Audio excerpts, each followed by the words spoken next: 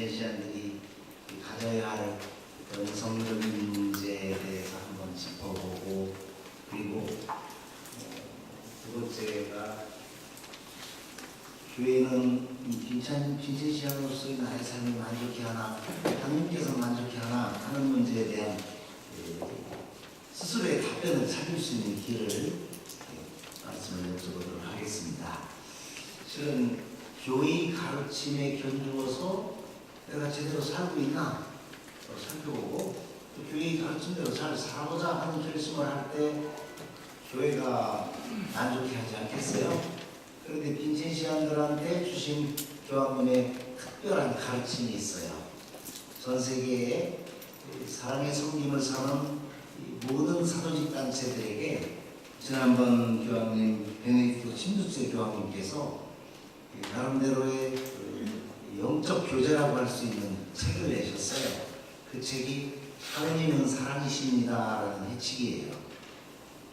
이 회칙의 내용대로 우리가 정말 살아낼 때 우리는 교회로부터 또 하나님으로부터 난 너의 삶에, 너의 활동에, 너의 신앙에 정말 만족한다 하는 응답을 들을 수 있을 것 같아요. 그래서 그 말씀을 드리도록 하겠습니다. 어제 저녁에는 다분히 한 일과가, 피곤한 일과가 끝나시고 힘들게 저녁 때 모이시고 거기서 뭐 신학적으로 많은 말씀을 드리면 좀 힘드실 것 같아서, 그런 가르침의 핵심은 교회의 가르침이고 또 신학적인 말씀이 되겠습니다만, 그것을 좀 적용함에 있어서 다분히 이성적과 함께 감성적인 부분도 넣고 그랬어요. 근데 오늘은 좀 강의가 딱딱할지 모르겠어요. 이런 아침에는 신학교에서도 강의를 이렇게, 오전에 강의는 머리를 많이 쓰는 강의 같은 걸 배정을 해요. 오후에는 좀 덜 써도 되는 강의를 배정하고, 그래서 오늘 아침 이 강의가 조금 딱딱하시더라도 어제 말씀처럼 한 서너 분만 합품을 하시면 제가 딱 중단을 할게요. 지금부터 한 10년 좀 더 됐을 겁니다. 제가 주교회의 사회복지위원회에서 사무총장으로 근무할 때죠. 우리나라에서는 주교회의 사회복지위원회, 그러니까 한국카리타스의 사무총장이라는 직책을 두지를 않고 있어요. 다른 나라는, 전 세계 모든 나라가 세크레테리아 제너럴리스에서 전권을 갖고 있는 사무총장을 주는데, 우리나라는 주교님들의 지시에 따라 움직이게 되는, 저의 입장을 굳이 얘기한다면 내셔널 디렉터라고 할 수 있는 그런 정도였어요. 그래서 이제 어쨌든 그때 교황청에서 전 세계 사랑의 섬김을 책임지고 있는 신부들을 모임으로 소집해서 교황청에 가서 교육을 받았다고 할까? 그때 교황청 사회사무평회의 영성담당 신부님으로부터 들었던 강의 내용 중에 한 가지를 이 시간에 말씀드리려고 해요. 우선 우리가 예수님이 어떤 교회를 원하셨나, 어떤 공동체를 원하셨나 한번 생각해봐요. 사실 예수님이 오늘날 한국 천주교회의 모습과 같은 그런 교회를 원하셨을까? 저는 한편으로는 그렇다고 얘기할 수 있겠고, 또 다른 한편으로는 그렇지 않다고 얘기할 수 있겠다 싶어요. 그러면 이 말씀이 무슨 말씀이냐? 우리는 예수님이 교회를 세우셨다고 알고 있어요. 물론 교회 신학적으로 맞는 말씀이에요. 그런데 예수님이 어떤 교회를 원하셨을까? 어떤 교회를 원하셨겠어요?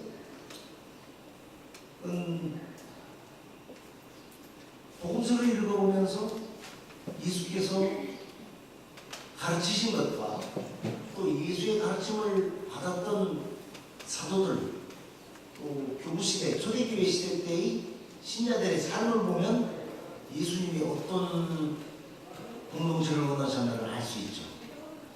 수십 년 지난 지금 우리가 수천 년 지난 지금 예수님이 어떤 공동체를 원하셨는지를 추론하기보다 옛날에 예수 시대 때 예수의 가르침을 들었던 사람들이 어떻게 살았나 그걸 보면 예수님이 어떤 공동체를 원하셨나를 알 수 있지 않겠어요? 그런데 사도시대 때 신자들이 어떻게 살았나 사도행전 2장에 보면 자세히 나와 있죠. 서로의 부족함도 없고 사이버그 모두를 어울리는 피부치처럼 정을 나누며 살았거든요. 오늘날은 교구마다 나뉘고 서울교구가 부자라도 제주교구가 서울교구에서 땡전 한 번 얻어먹습니까? 지금 전교마을 강호일 주교님이 서울교구 계셨었는데 그래도 우리 전에 우리 교구에 계셨던 강주교님이 제주도 가셨는데 우리가 제주도를 도와줍시다. 소문이 그럽니까? 아니에요. 안동교구가 굉장히 힘듭니다. 먹고 살기도 힘들어요. 제주교구는 그래도 나은 편이에요.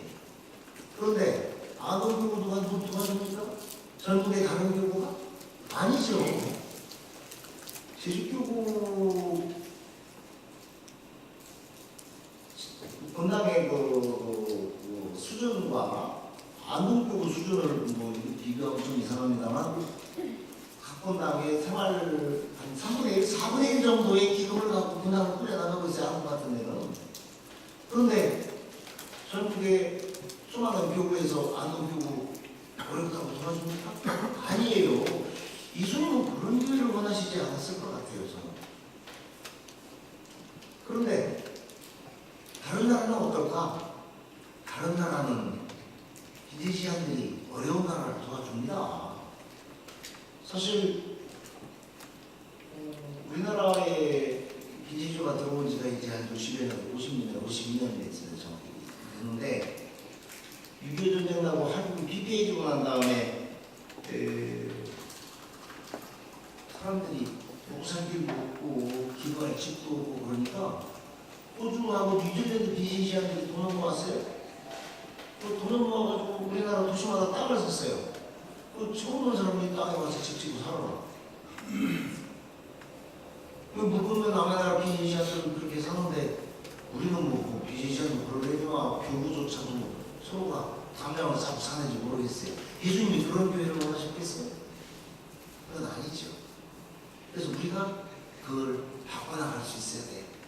그런 차원의 정말 시대적 요구랄까 교회적 요구 차원에서 로마에 갔을 적에 그때 사회상업평의 영성 담당 신부님 말씀이 그런 말씀을 하셨어요. 각 나라 카리타스 책임자들, 그러니까 사랑의 섬김을 살고 있는 책임자들, 비제시오 담당 신부님들 함께한 자리였는데 그때 그 꼬로는 신부님 말씀이 카리타스 오퍼레이터들, 그 비제시안들은 진목팔단을 온몸으로 살아 다리를 놓는 사람들입니다. 다리를 놓는다? 아니 다리 빈센시오가 다리를 놓는다니 무슨 다리를 놔? 목포에서 제주까지 다리를 놓는 거예요? 뭐예요? 우리들은 각자 이 말씀이 무슨 말씀인가 의아했는데 그 심리 말씀이 그랬어요.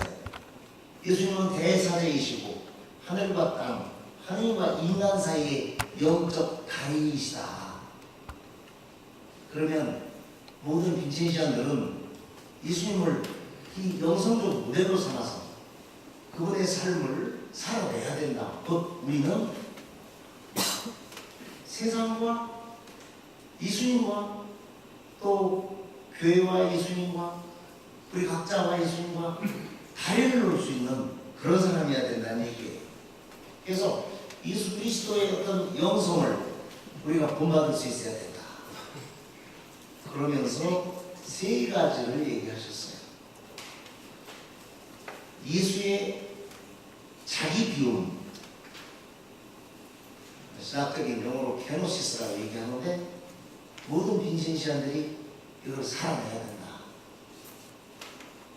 예수님은 하나님과 본질이 같은 분이셨지만 굳이 자기 어떤 위치를 고집하지 않으시고 인간으로 이 세상에 태어나셨죠?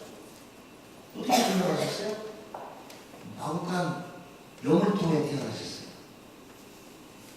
아니 마구간이면 냄새 얼마나 나겠어요? 용을 통해 얼마나 지저분하겠어요? 하늘의 임금이신 예수께서 스스로 세상의 주인이신 예수께서 낮은 자 중에 가장 낮은 자의 모습으로 이 세상에 오셨어요.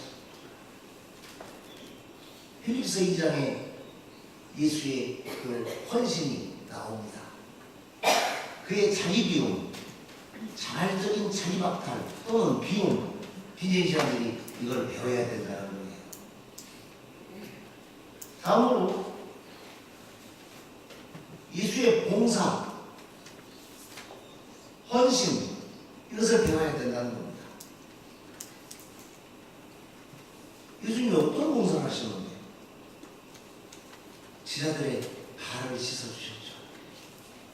그러니까 이 종의 자세로 헌신하는 그런 봉사를 살려야 된다는 거예요. 지금 뭐 우리가 활동하면서 봉사할 때 종의 자세로 봉사한다, 이게 쉬운 얘기 아니죠. 교회 내에서 모든 직책의 책임자는 실은 봉사를 위한 책임을 갖는다고 해요. 예수께서 나는 섬김을 받으러 오지 않고 섬기러 왔다고 얘기하셨죠. 예수님의 그 자세를 우리의 영성의 근원으로 삼아야 된다는 거예요. 마지막으로 예수님께서는 고이노이라고 얘기되는 일치, 친교 이것을 사시고 가도록 하셨어요. 그래서 모든 우리 빈센시안들도 형제적인 정신으로 일치와 친교를 살아야 된다고 하셨어요. 가난한 이웃을 섬기고자 노력하는 교회 내 모든 사람들에게 이 영성적 가르침을 주신 것이 예수님은 우리의 모범이자 근원이고 또 우리 영성의 모범이자 근원이고 또 철저한 자기 비움과 종적인 태도로서의 그 봉사와 우리 형제적 정신으로서의 일치를 살아내는 빈센시안이 되어야 된다고 얘기하시죠. 예수님께서 이 세상에 오셨죠? 육화되어 오셨다고 해요. 가난한 세계로 육화되어 오셨어요. 그럼 우리도 가난한 세계, 가난한 세상, 가난한 이웃 안에 우리가 육화되어 내려가야 된다는 얘기죠. 또 우리의 열망은 그런 차원에서 가난한 이들에 대한 섬김의 봉사를 우리의 열망으로 가져야 될 것이고, 최후의 완성에서 제자들의 발을 씻기신 예수님을 우리의 모범으로 삼아서 구체적인 행동, 현장, 모든 곳에서 섬김을 받으러 오지 않고 섬기러 오신 예수의 표양을 살아내는 그런 빈센시안이 되어야 된다는 얘기예요. 그런 차원에서 이쪽 다리 한쪽에 빈센시오가 있고 다리 한편에 저쪽 편에는 가난한 이들이 또 세상이 또 교회가 있다고 얘기를 하셔요. 그렇다면 우리가 빈센시안들이 어떤 영적인 삶을 가난한 이들에게 전해줄 수 있을까? 또 우리 빈센시안들이 어떤 영적 삶을 이 세상에, 사회에 전해줄 수 있을까? 또 마지막으로 우리 빈센시안들이 어떤 영적인 삶, 어떤 영적인 내용을 교회에 전해줄 수 있을까? 이걸 우리가 심각하게 고민해 볼 수 있어야 돼요.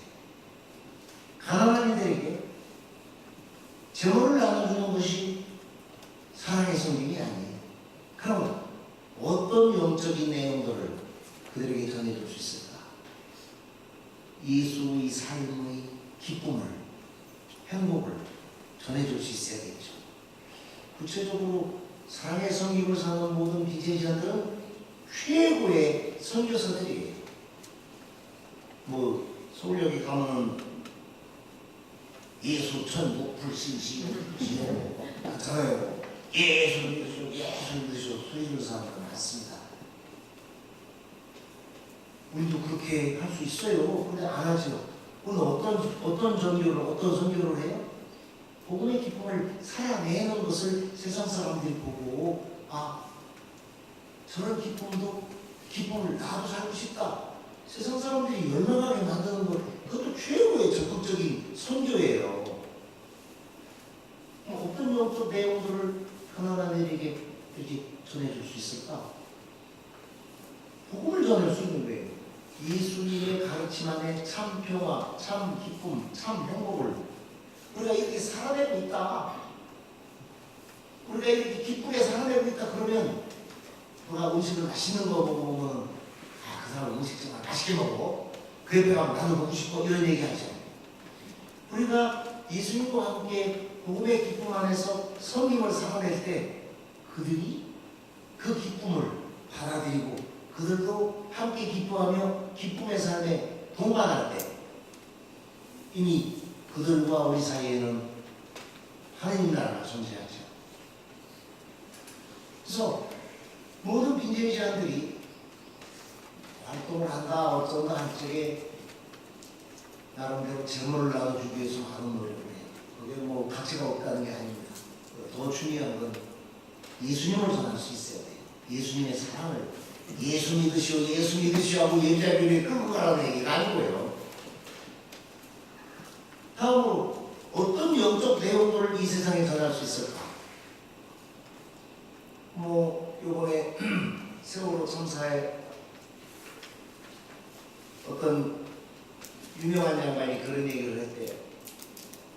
돈도 없는 놈들이 왜 제주도까지 놀러 가려고 하다가 배에 따서 죽었어? 바다에 따서 죽었어?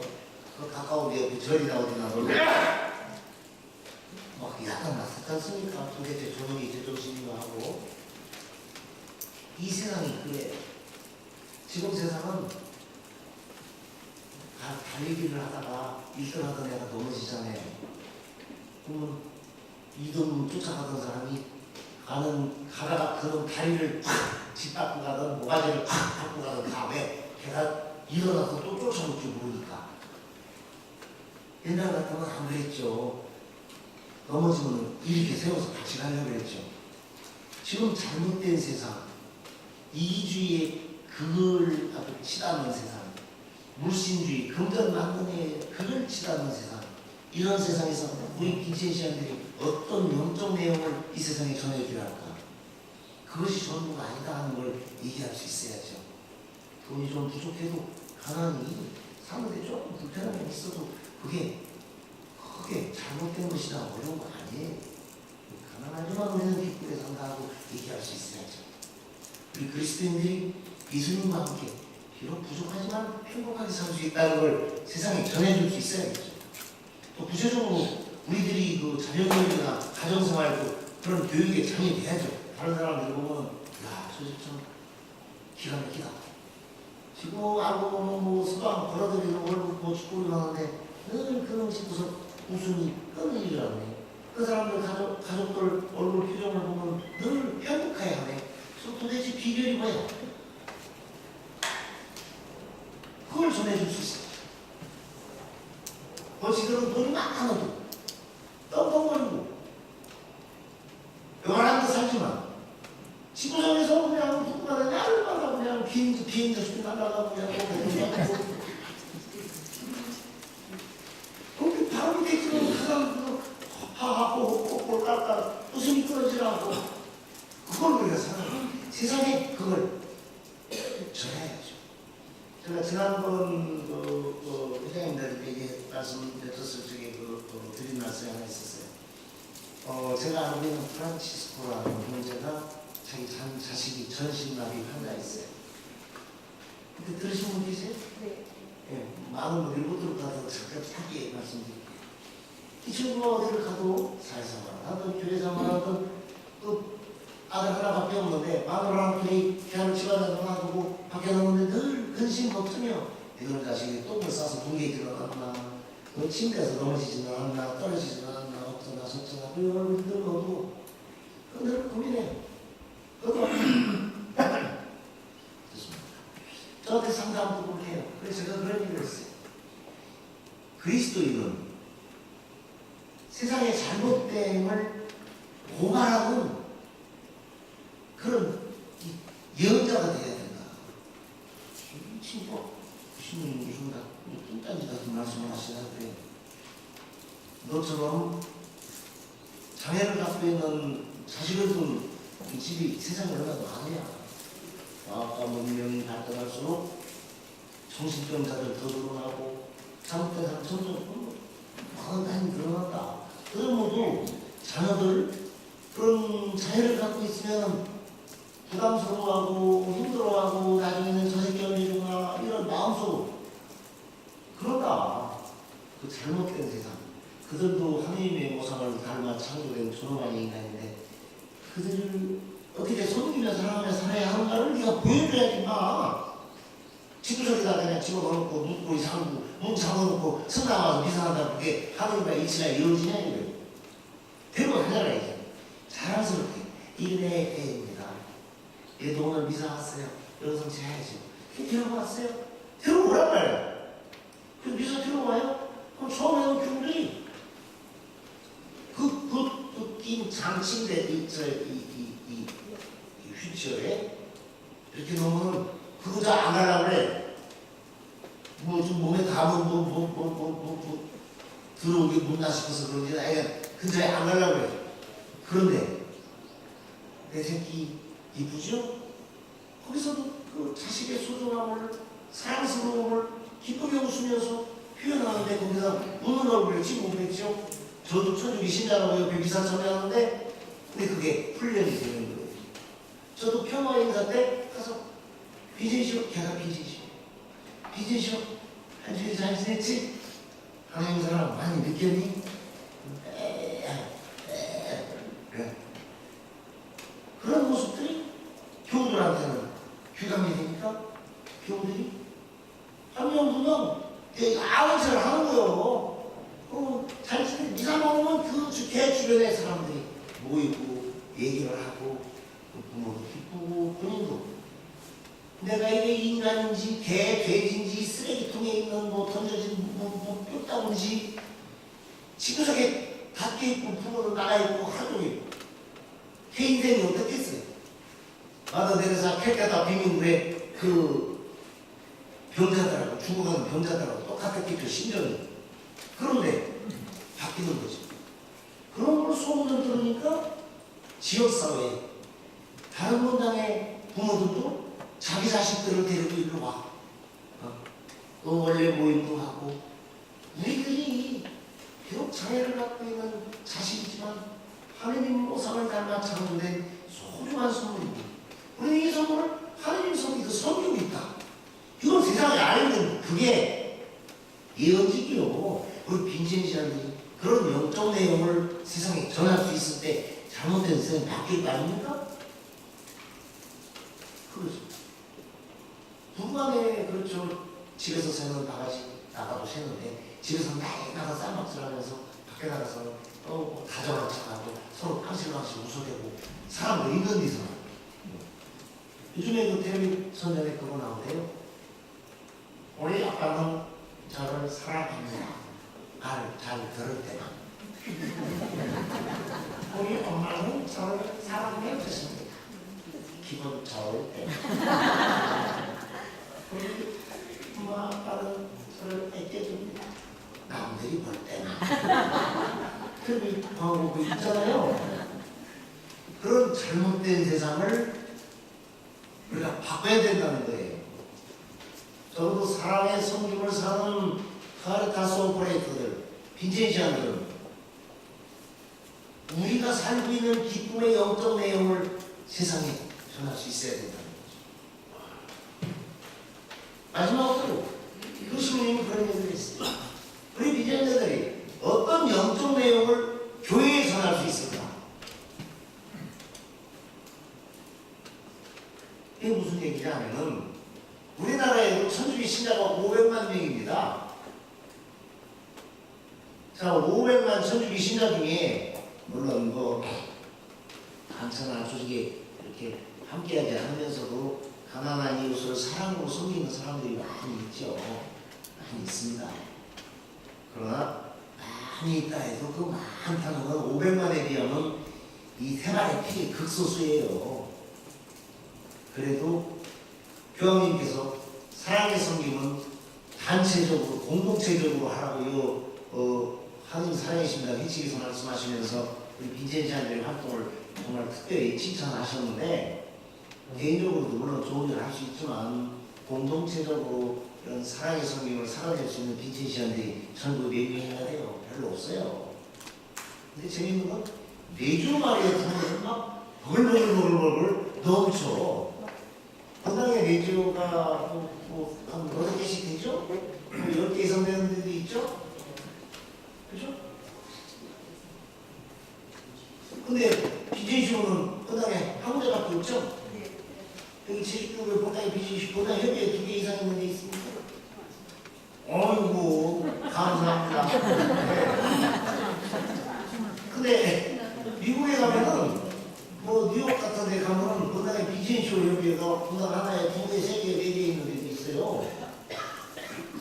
우리나라는 건강 없는 보다 거의 대부분이고, 그래도 제주도는 많이 있는 거예요. 그 옆에 교장 교인님이나 정말 그 옆에 지도시민들이 이 비제주를 잘 살려주셔서 고마운 일인데, 다른 쪽으로는 비제주 남을 만한 경우가 많습니다.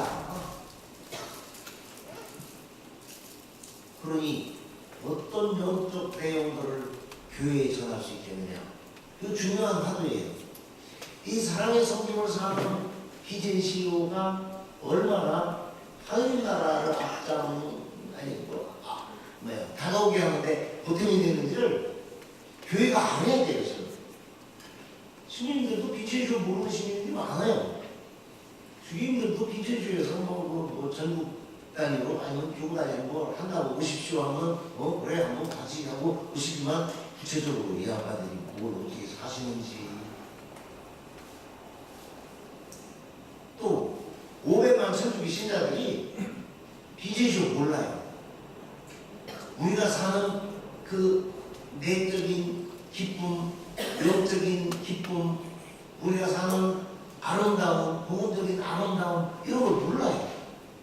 그걸 우리가 교회에 전할 수 있어야 돼요. 그러기 위해서 아까 말씀드린 예수의 복음, 교양, 그걸 살아야죠.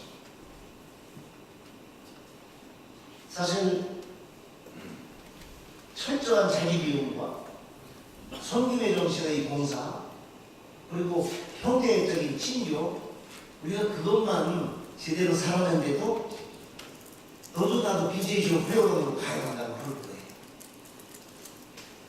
예수님 따른다지만 말로만 예수님 따르는 신자도 많습니다. 제 동창 친구 중에 부산에 모 시민들이 계신데, 오래전 얘기예요. 밀락동이라는 곳에 건강신부 지정 임명을 받아 가셨어요. 거기 가서 성당 치라고 맨 땅에 이제 해제한다고 가셨어요. 간이 건물에서 미사를 하시고 그러는데 한번 주일날 건당 총회장이면서 건축 준비위원장이신 어르신 한 분이 얼굴에 그냥 깁상이 돼가지고 그냥 주일날 미사에 오신 거예요. 어디 괜찮으세요? 그러니까 어쨌든 밤새도록 술을 마셨더니 아니 이렇게 계세요? 그냥 술값이 300만 원이나 나왔어요. 스님이 확 뚜껑이 열리신 거예요.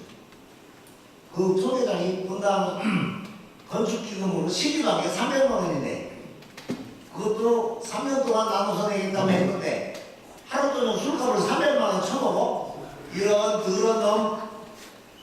그래서 얼굴이 굳어지고 난 다음에 미사에 딱 가서 미사를 꺼내면서 공지사항 시간에 저는 이 성당을 떠납니다. 갑니다.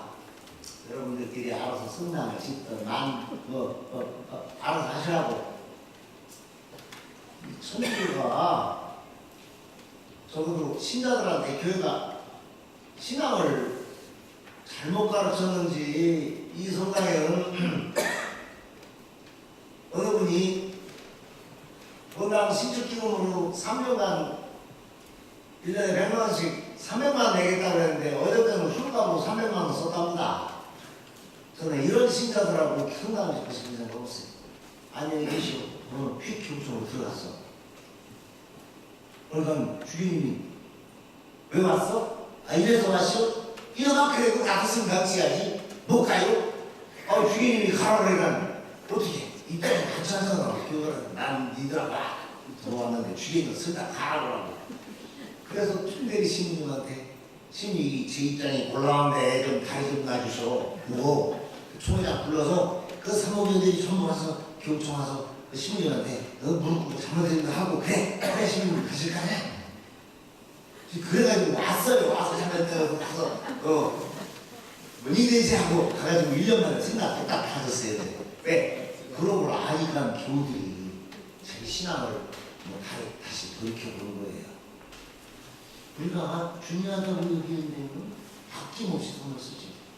근데 가장 중요한 하느님 나라를 위해서는 그걸 계산하고 돈을 써요. 수판 놓으면서. 그래서 그런 일이 있어. 그런 자기 비움이나 자기 박탈이나 이런 걸 살아내는 양반들 많지 않아요. 활동을 갈 적에도 언제 갈까를 계산하는데 내 시간이 언제 나는 것을 먼저 생각하죠. 내 활동 대상자에게 어느 시간이 가장 중요한가를 생각하지 않죠. 그렇잖아요? 아니요? 제주교는 대상자를 먼저 생각하고 그쪽에 맞추시는 건 아니고 죄송합니다. 제가 눈치가 이렇게 없어요. 그런 차원에 자기 비움, 예수께서 하느님과 본질이 같은 분이셨지만 굳이 종의 모습으로 가장 낮은 자의 모습으로 이 세상에 오셨던 것처럼 우리 그런 걸 살아내야 된다는 얘기죠. 그리고 이게 우리나라는 그게 좀 잘못됐어요. 같은 회사에 근무하는 사람들이 성격이 신자예요. 사장도 신자고 전무도 신자고 밑에 직원도 신자고. 그런데 성당에 와서는 바오로씨, 비첸시오씨 안 불러요. 사장이 바오로라면 바오로씨하고 부르지 않아. 성당에 와서도 사장님 불러. 그게 무슨 형제적 친구예요. 잘못됐잖아요. 사회동포를 남녀노소, 빈부, 귀천, 인종, 국가 모두를 초월하는 이 형제적 친교. 이건 우리가 살아낼 때 교회가 바뀔 부분 아닙니까?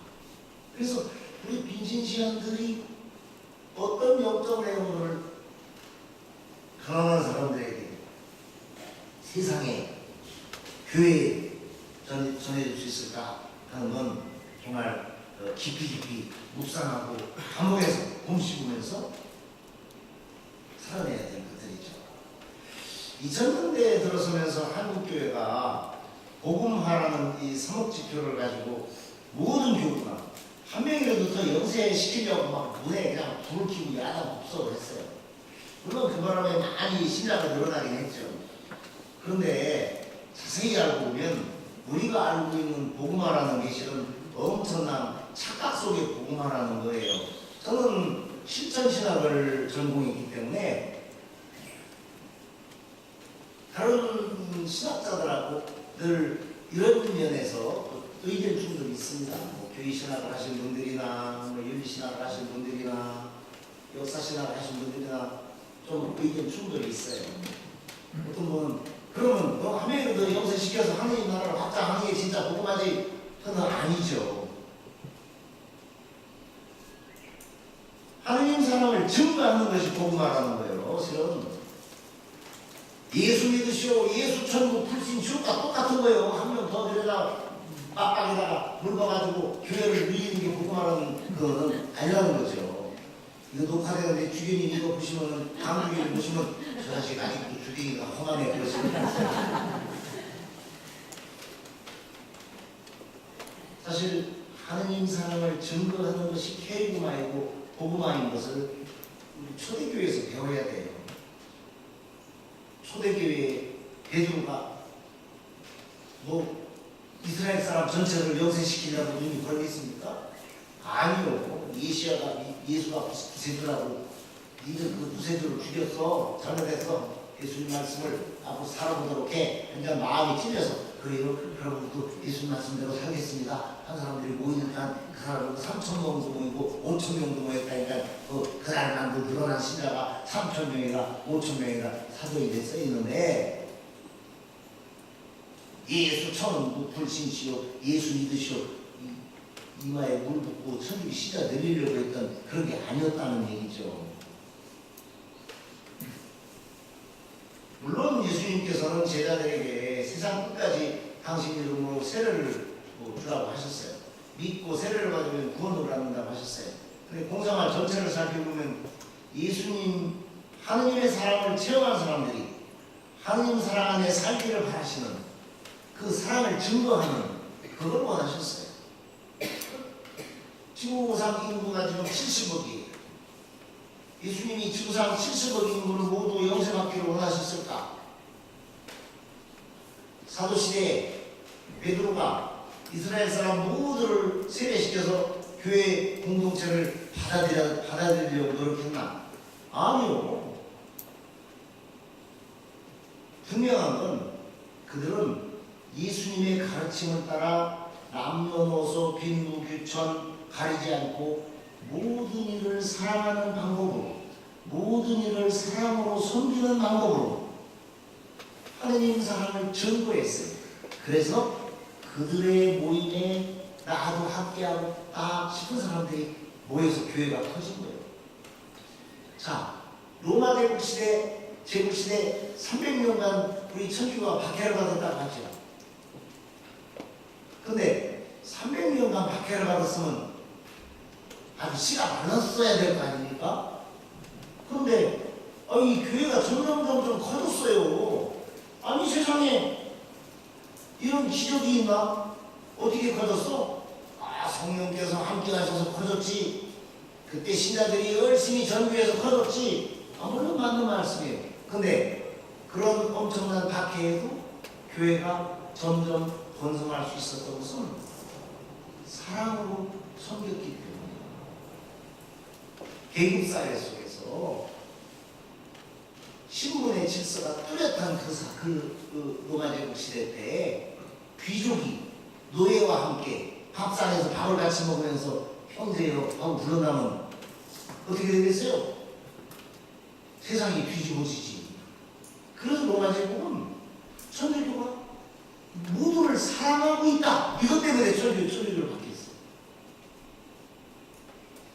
지금 러시아는 좀 모르겠습니다만 구소련 시대 때 사전에 자비라는 단어를 뺐어요. 어제 제가 자비에 대해서 말씀드렸잖아요. 사랑의 성님 자비를 뺐어요. 왜냐하면 공산주의 세계에서는 사랑의 성님이 대상이 없다는 거예요. 모두가 최고의 어떤 그 삶의 질을 유지하고 있기 때문에 가난한 사람 사랑으로 섬기자 그 다음조차 필요 없다 해가지고 라크리스라는 용어를 빼버렸어요. 사전에서. 똑같아요. 로마 제국 시대도 천주교를 그래서 박해했어요. 그리고 세상 사람들이 그걸 보고 야 이것이 정말 우리 인류가 영원히 꿈꿔왔던 이상향이다. 그래서 천주교 신자로 늘어난 거예요. 예수 믿으라고 별말 들고 로마 시내를 돌아다니면서 늘어난 게 아니에요.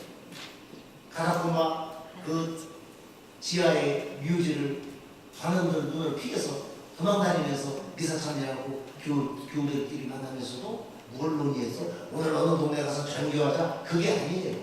어느 동네 누가 정말 어렵고 힘들다는데 그 사람을 우리가 어떻게 가서 도와줄까? 그걸 논의했어요. 그것이 로마 제국이 이놈들 때문에 우리 제국이 붕괴될 것 같다. 그래서 박해한 거예요. 우리 천주교가 모두를 피부치로 여기고 그 증거가 어디 나오는 줄 아세요?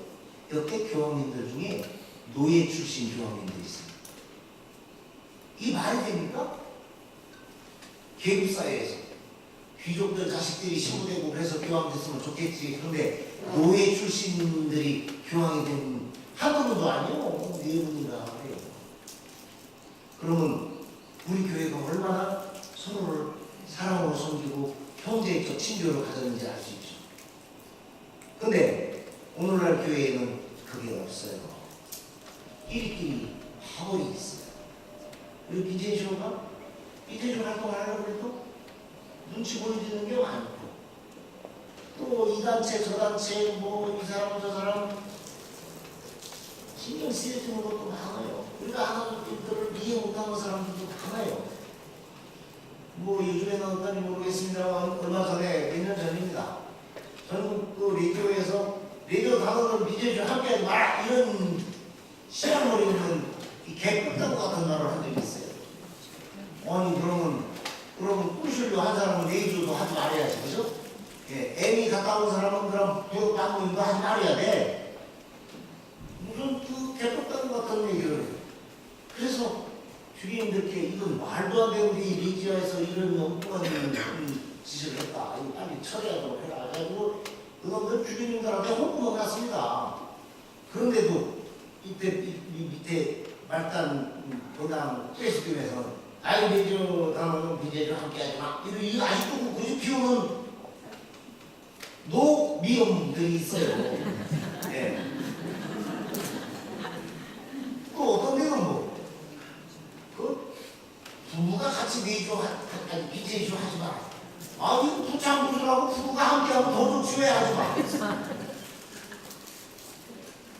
아이고 별 희한한 것들 갖다 대가지고. 그러니까 우리 교회 내에도 우리가 건너야 할 다리가 많아요. 우리 빈센시오들이 교회에 어떤 용도 때문에 그걸 전해줄 수 있을까? 이것도 고민할 필요가 있죠.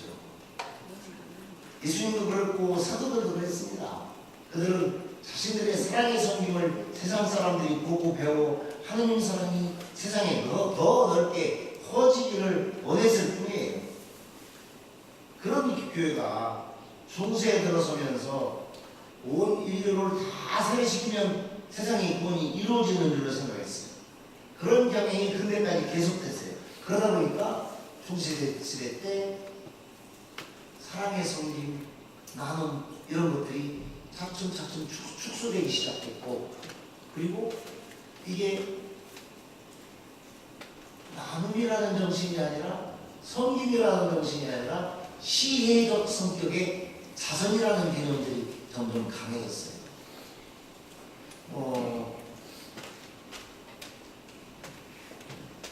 근대에 와서도 역시 마찬가지였죠. 그러다 빈센시오 성인의 삶에 영감을 받은 프레드릭 오다나를 비롯한 젊은이들이 빈센시오를 만들면서, 회를 만들면서 교회가 놀라게 됐어요. 야, 이 길이 세상의 구원의 길이다. 그래서 유럽 사회가 바뀌게 된 거죠. 오늘날 유럽에서는요, 가난한 이들을 사랑으로 섬기기 위해서 많은 개인적인 노력, 단체적인 노력, 교회적인 노력을 합니다. 우리 교우님들 가계부 쓰시죠? 가계부에서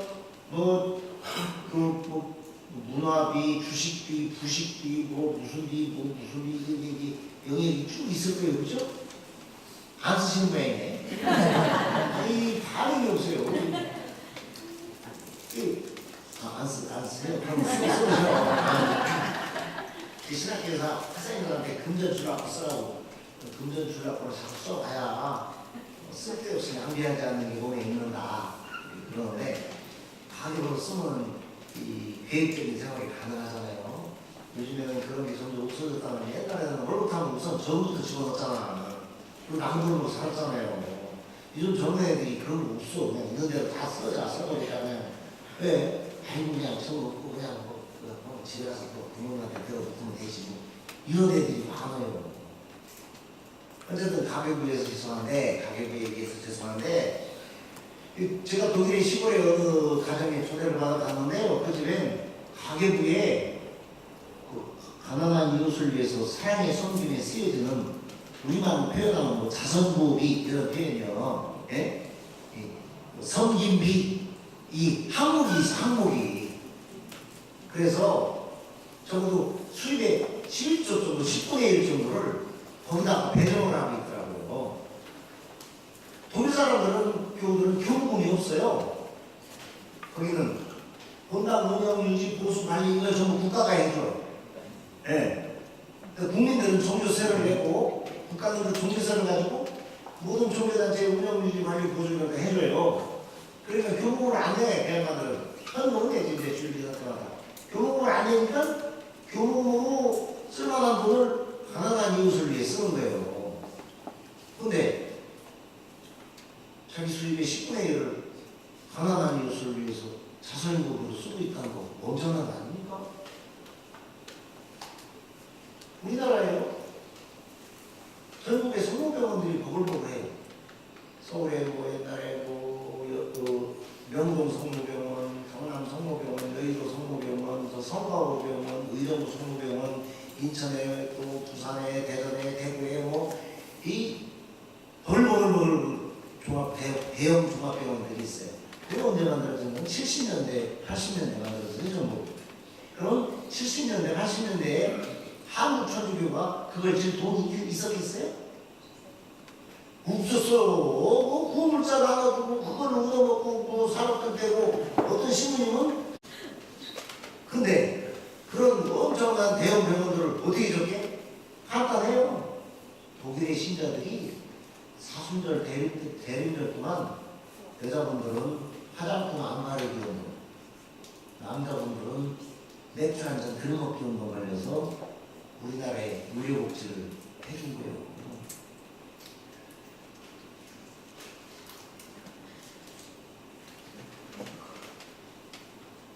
극히 최근에 들어와서야 이 교회가 가난한 이웃과 더불어 함께 사는 것이 하나님 나라를 완성하는 것이다 하는 걸 이게 몸으로 실천하기 시작했어요. 그리고 그 빈센시오 활동들이 거기 어떤 이 영적인 중심이 되어서 움직이고 그랬죠.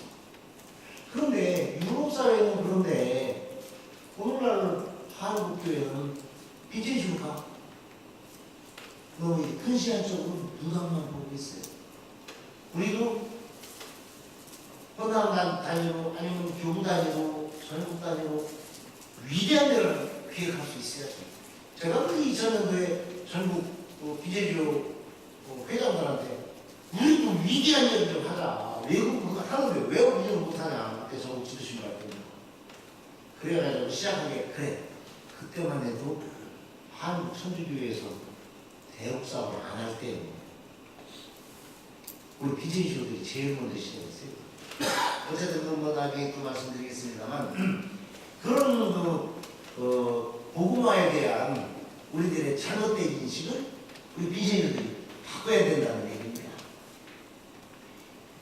예수님이 공생활 중 몸소 사시고 가르치신 복음화 내용이 과연 무엇일까?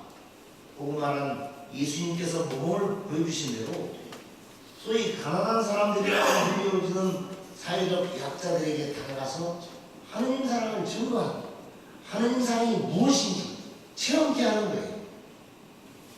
또 더 나아가면 그들을 억압하고 있는 사회적 현상을 식별해서 공동선을 창출하고 그 사회학을 몰아내는 것까지도 복음화라고 할 수 있어요. 예를 들어서요, 우리 본당 관할구에 빈센시오 대상자가 있어요. 그 사람이 먹고 살기 힘들어. 그럼 그 사람이 먹을 것만 나누는 게 우리가 제대로 된 활동이냐? 먹고 살기 힘든 외적 구조를 바꿔주는 것도 우리 활동이에요. 그렇다면 이걸 좀 이제 인식 범위를 넓혀보세요.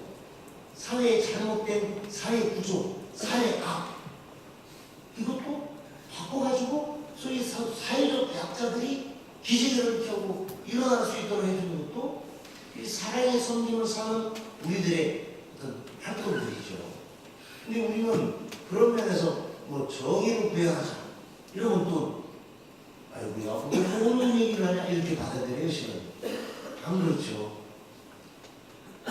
지난 100여 년간 교황님들이 말씀하신 사회 해칙들 어제 말씀드린 자비로우신 하나님도 이게 사회 해칙이에요. 우리를 위해서 이 글을 쓰셨지만 이 세상 교회 모든 교우들한테 쓰신 거예요. 오늘 좀 전에 말씀드렸던 하나님 사랑입니다. 이것도 교황님이 회적으로 쓰셨고 모든 신자들한테 쓰였지만 구체적으로 우리를 위해서 쓰였지만 이 세상 모두에게 읽어야 할 것이고 받아들여야 할 것이거든요.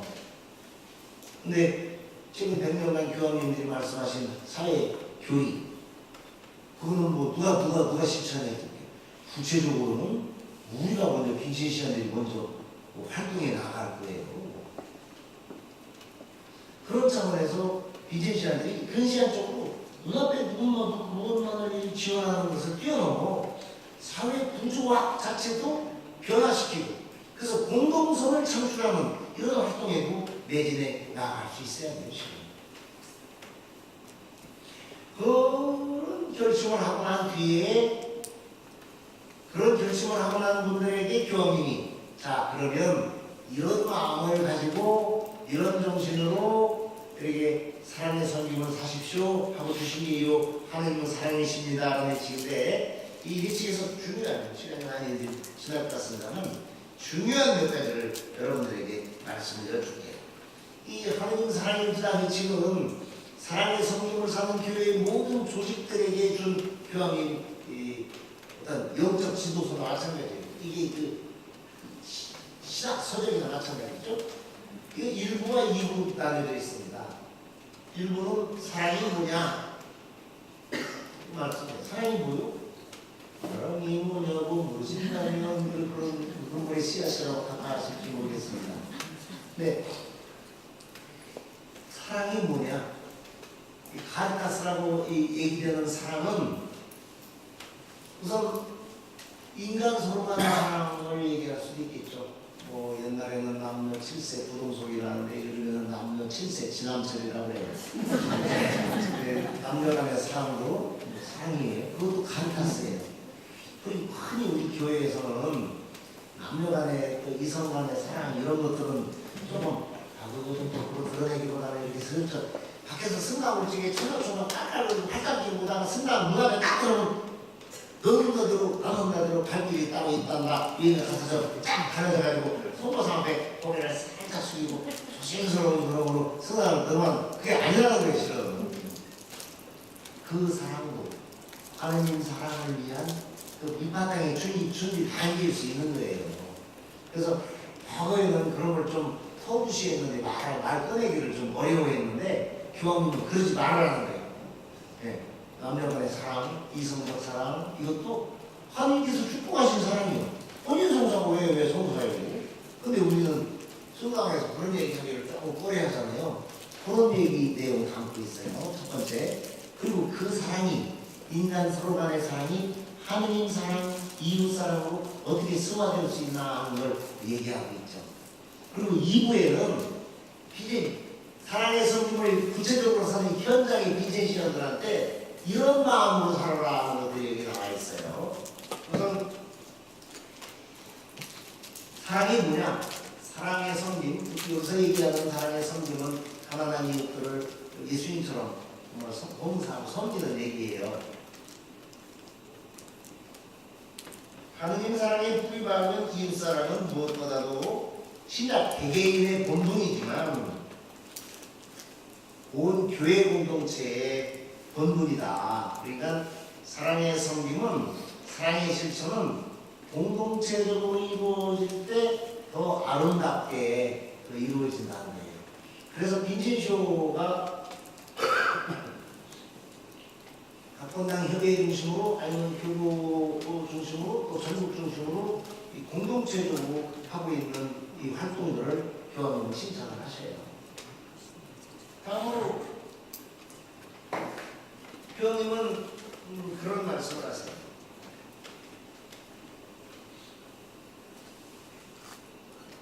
사랑의 봉사를 하는 직분, 그것은 성직이다. 여러분들 이 부제품, 오늘날 부제품은 사제 서품을 받기 위한 이 마지막 단계죠. 그런데 이 성서를 보세요. 사제부에 보면 부제가 왜 나왔어요? 가난한 이웃들을 사랑하고 섬기다 보니까 사람이 모자라서 더 뽑은 게 부제예요. 사도들은 우리는 지금 기도를 더 해야겠으니까 가난한 이웃들을 사랑으로 섬기는 사람들을 좀 만들자 해서 뽑은 게 부제예요. 부제품이 성직자잖아요. 가난한 이웃을 사랑으로 섬기기 위해서 노력하는 사람들은 다 속된 말로 우리 비진시안들은 다 성직자의 삶을 사는 사람들이시거든요. 제가 너무 과한 얘기를 하는 거예요. 말도 아닌 이런 것 같아. 아니 좀 맞는 얘기요 실은. 준비 전에는 난 여자인데 내가 부제네. 아니요. 초대교회 때는 여자 부제도 있었어요. 가난한 이웃을 사랑으로 섬기는데 여자가 더 잘할 수 있는 몫이 있잖아요. 또 여자 부제가 가서 사랑의 섬김을 살았어요. 이 친구들이 오늘은 나는 초대교회 때 그 성직자였던 부제의 삶을 산다 이렇게 생각을 하셔. 근데 세월이 흐르고 좀 이제 이거 차원에 우리는 성직자다는 자의식을 가질 필요가 있어요. 더 나가서 나는 이 시대 작은 예수다. 서울의 작은 예수의 수도에도 있습니다만 우리가 예수의 표현을 담고자 하는 예수 따라쟁이 아닙니까? 그러면 제대로 사는 비제시안들은 이 시대 또 하나의 작은 예수예요. 그런 자긍심을 가지고 활동에 임할 수 있어요. 그런 가르침들이 교황님의 가르침 속에 담겨져 있어요. 정말 교회의 본질이 뭐냐고 교황님이 얘기하세요. 교회의 본질이 뭐냐? 교회의 본질은 말씀의 선포와 성사의 거행과 사랑의 실천에 있다. 이 회칙의 중요한 장치입니다. 근데 교황님이 이 회칙을 하나님은 사랑이신다 하고 회칙을 내고 바로 뒤에 자유교서에서 교회의 가장 깊은 본질이라고 했어요. 이 회칙에 여러 차례 교회의 본질은 헬과 리투르지아, 카리타스 이 세 개의 예언이거든요. 말씀을 선포하고 성사를 거행하고 사랑을 섬기는 거다. 이 세 가지를 얘기했어요. 교회의 본질이 이거다. 교회의 본질이 이거다. 이것 중에 대가리 소감, 다리 세 개 있는 대가리 소감 똑같다. 또 다리가 딱 무너지면 항상 무너지잖아요. 그 위에 뭐 바깥으로 딱 부서지잖아요. 마찬가지예요. 말씀의 선포 없는 교회, 교회가 아니다. 전례 거행 미사 없는 교회, 교회가 아니다. 사랑의 섬김 없는 교회, 그건 교회가 아니다. 이거예요. 그건 사랑의 섬김이 없는 교회는 교회가 아닌 거예요. 그런데 교황님이 그걸 말씀해놓고 나서 그래도 못 믿으셔가지고 또 하나 자유교서를 내주셨어요. 요거 내시고 난 다음에 교회의 본질이 말씀의 선포, 성사거행, 사랑의 섬김인데 교회의 가장 깊은 본질은 사랑의 섬김이다. 그러고 있어요. 베네딕토 16세 교황님이 근시대 최고의 교회 신학자입니다. 이 시대 그분처럼 뛰어난 그 교회 신학자가 없어요. 근데 그분이 교황님이 얘기하셨으니까 뭐 엄청난 가르침이지만 어쨌든 모든 교황님들 말씀 중에도 교회 신학자 중에 최고의 학자이셨던 그분이 교회의 본질은 케르마, 리투르지아, 카리타스 말씀의 선포, 전례 거행, 사랑의 섬김. 그런데 그 다음에 낸 요거 나오고 바로 뒤에 낸 자유교서에는 교회의 가장 깊은 본질은 카리타스, 사랑의 섬김이다. 그러니까 비제시안들은 교회의 가장 깊은 본질을 살아내시는 분들이죠. 얼마나 신나는 일이요 이게. 우리 본당에도 신자가 3,000명이다. 그래, 내가 그 3,000명 중에 교회의 가장 깊은 본질을 살아내는 비제시안이다. 이 시대 나는 작은 예수다. 얼마나 신나는 일이. 근데 이제 그렇게 신나는 일이라고 룰루랄라 호호하하 해서는 안 되고, 그렇기 때문에 우리가 좀 더 영적으로는 정말 전문적인 면에서든 발전할 필요가 있다. 또 교황님이 얘기를 하셔요. 그래서 이 회칙에 특별히 31항서부터는 우리 사랑의 섬김을 사는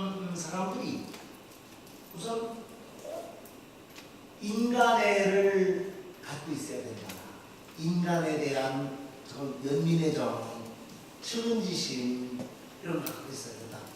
예수님이 복음서를 보면 예수님이 눈물을 흘렸다는 얘기 많이 나와요. 나자로가 죽어서 저기 울고 그야만 눈물쟁이였던 모양, 울고였던 모양이에요. 그래도 말씀드렸지만 카나안 여인 잡혀서 돌마다 죽기 전에 땅바닥에 쓴 적에 얼마나 내 딸이니까 돌마다 죽을 지금 그 아버지 심령이 얼마나 풍성하겠어. 얼마나 속으로 울으셨을까. 그런데 그게 다 인간에 대한 애정에서 인간애에서 나온 거 아닙니까? 그래서 교황님은 모든 빈티지언들이 인간애를 가져야 됩니다. 그냥 기계적인 로봇가 활동하는 겁니까? 로봇가 활동하는 기계적인 활동을 하지 마시고 한 인간, 하느님 모성을 닮아 창조된 존엄한 인간의 지금 처절한 비참한 안타까운 모습을 눈물로 바라보는 측은지심, 인간의 이거를 가지고 해야 된다는 얘기죠. 또 다른 한편 교황님은 그런 사랑의 섬김을 위해서는 전문적인 역량을 배울 필요가 있다고 해요. 그러니까 여기 지금 비제시 보면 잘 알고 있는 게 사회복지 어떤 정책의 변화나 사회복지 현장에 있는 직원들을 불러서 말씀도 듣고 그러시잖아요. 그냥 잘 하시는 거예요. 다른 경우는 그런 거하고 별로 상관없이 하고 있는데 교황님은 현 사회 체계 안에서 사랑의 성공을 잘 할 수 있도록 전문적인 역량을 길러야 한다. 전문적인 역량을 길러야 한다. 오늘날 대한민국에 굶어 죽는 사람 없어요. 동사무소 가서 우리가 대모하면 다 먹고 하게 돼 있어요. 그런데 굶어 죽은 사람이 있었지 않습니까? 지난번에 새 모자가 자매가 죽었다고 신문에서 알아보정하고 이런저런 핑계만 대고 그랬죠. 근데 우리가 지역사회를 이렇게 활동 대상자를 찾기 위해서 서치를 쭉 해보세요. 그럼 그 동네 누가 그래요? 알 거 아니에요. 반자에 살면서. 근데 국가에서는 지들이 청하지 않았는데 우리가 어떻게 했냐는 얘기 말이 안 되잖아요. 그런 상황에서 전문적인 역량을 길러야죠. 우리 주변에 어려운 이웃을 정말 찾아낼 수 있는 어떤 지혜로움도 가져야 되고, 구체적으로 그 전문적인 지식을 가지고 그걸 평가도 하고 이런 것도 가져야죠. 모든 사람들이 다 그럴 수는 없겠지만 협의회마다 그런 쪽으로 사회복지 공부한 분들을 한두 분들 이 회원으로 좀 모시는 것도 필요해요. 그냥 살살 구슬러서 안 되면 좁 떼서라도 회원 좀 내라고 해가지고 전문성을 갖고 있는 전문적 역량을 갖고 있는 사람이 비제시안이 되면은 훨씬 나아지겠죠. 교황님이 그걸 얘기를 하세요. 좁혀라는 얘기를 안 하셨고 전문적 역량을 기를 수 있어야 된다는 얘기죠. 그리고 이 모든 빈첸시안들이 수시로 마음의 양성, 교황님이 마음의 양성이라는 표현을 하셨는데 그런 인간의 측은지심, 이런 것들을 마음의 양성을 해야 된다. 그리스도 안에서 하느님과 만나 다른 사람에 대한 사랑을 깨닫고 다른 사람들에게 마음을 먼저 열고, 그러니까 우리가 활동 대상자한테 가가지고 네 마음을 열어라 하지 말고 내가 먼저 열고 가야죠. 어떤 분들은 자기 자존심 때문에 도움받기를 꺼리는 사람들이 있지 않습니까? 근데 우리가 정말 마음을 열고 형제적 친교로 나눈다면 그런 일은 없죠. 그래서 그런 면에서 모든 빈첸시안들의 마음을 열고 마음의 양성이 필요하다. 또 교황님은 요거 우리한테 중요한 거예요. 또 말씀하시는 게 뭐냐면 사랑의 섬김은 오늘날 개종 권유라고 하는 어떤 수단이 되어서는 안 됩니다. 사랑의 섬김은 다른 목적을 성취하는 수단이 되어서는 안 됩니다. 그래요. 우리가 활동하면서 간혹 그런 걸 빌미로 전유하려고 하는 경우가 있어요. 아, 그 집 좀 성당에 데려오면 좋겠어 하는 그 유혹에 빠지면 안 돼요. 교황님은 우리 빈재적으로 활동하며 사랑의 성경을 살아내면서 다른 목적을 성취하는 수단이 되어서는 안 된다고 얘기를 하셔요. 그저 나누는 거예요.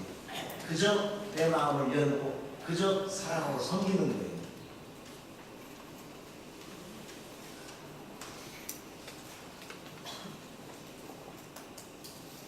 교회의 이름으로 사랑을 실천하는 사람들은 결코 교회의 신앙을 다른 이들에게 강요하려고 해서는 안 됩니다. 하고 교황님은 얘기를 하세요.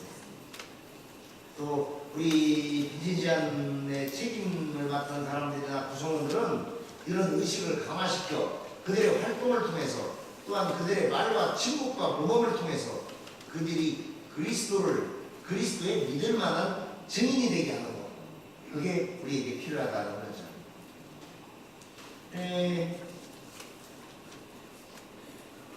교황은 또 32항에서 사랑의 실천은 교회의 행위다. 말씀과 성사에 봉사하는 직무와 마찬가지로 교회가 처음 시작될 때부터 교회의 본질적인 사명이었다라는 얘기를 하셔요. 그 밖에도 이제 몇 가지 마무리 말씀을 하시면서 성모님의 그 모범을 본받다고 하시는데 지금 말씀드린 몇 가지는 교회가 우리 빈신시안들에게 요구하는 영성적인 요청사항이에요. 그래서 물론 뭐 발걸음을 떼기가 어렵고 힘들 수도 있고 그렇습니다. 시간이 그렇게 우리가 그렇게 활동할 수 있을 정도로 발전될 수 있으려면 시간이 더 오래 걸릴 수도 있겠고 그렇습니다만 설립기도 한 걸음부터 우리가 목표를 세우고 꾸시려고 하시는 분들이 많이 계시겠습니다. 또 강의 이상이라는 노래가 있어요. 안전보장하고 상관없는 얘기입니다. 우리가 어떤 이상을 세우고 사느냐에 따라서 그 사람의 삶의 어떤 형태가 달라지죠. 교황님이 요구하시는 어떤 빈신시안들의 영성 이것을 우리가 살아내자. 이번 연수 교육에서 그런 결심이라도 하신다면 고맙겠습니다. 제가 9시 20분, 10시 20분까지 하기로 했는데 9시 30분부터 10시 30분으로 늦었어야 했거든요. 충청도 사람이 말이 길어가지고 10시 43분이 됐어요. 그럼 잠깐 쉬고 좀 늦어도 괜찮죠? 10시 44분인데 벌써 그럼 11시에 1시간 안 돼? 사람 나가시고 그러면 10분 있다가 네. 말씀드리는 사이에 5분 지나가니까 11시